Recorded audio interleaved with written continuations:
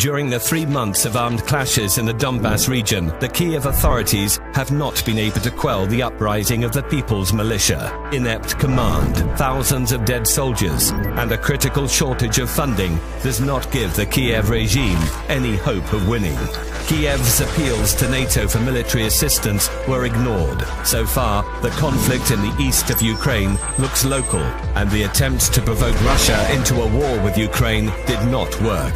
The next attempt from Kiev was the shooting down by the Ukrainian military of a civilian aircraft. The responsibility for this terrible tragedy, even without having started an investigation, was put upon Russia, which supports the People's Militia.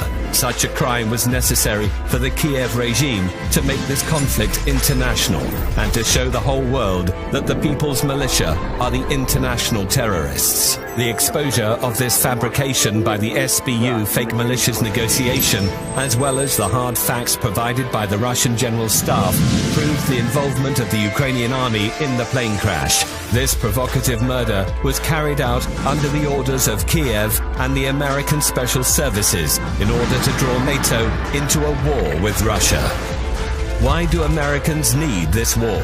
For improving their economic position, just as they did in the First and the Second World Wars. The accusation of Russian aggression allows countries to impose sanctions on it, freeze assets of the Russian structures, causing the write-off of hundreds of billions of dollars, and ease the heavy debt burden of the United States.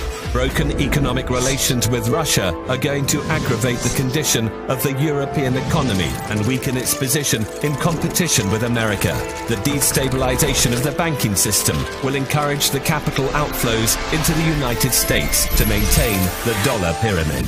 The retraction of the European countries into a war with Russia is going to strengthen their political dependence on America, which will lead to decisions favorable to the United States rather than the EU.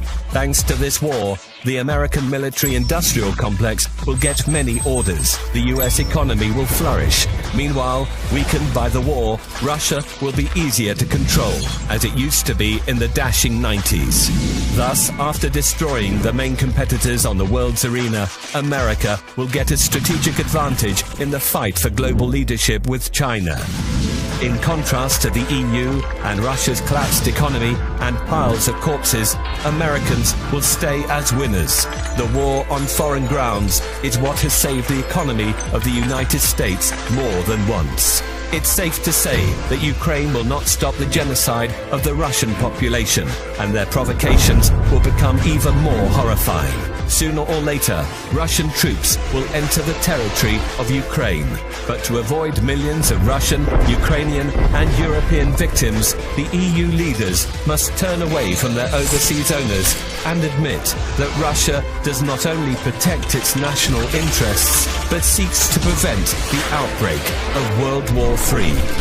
Otherwise, the survivors of World War III are going to witness the new American economic miracle.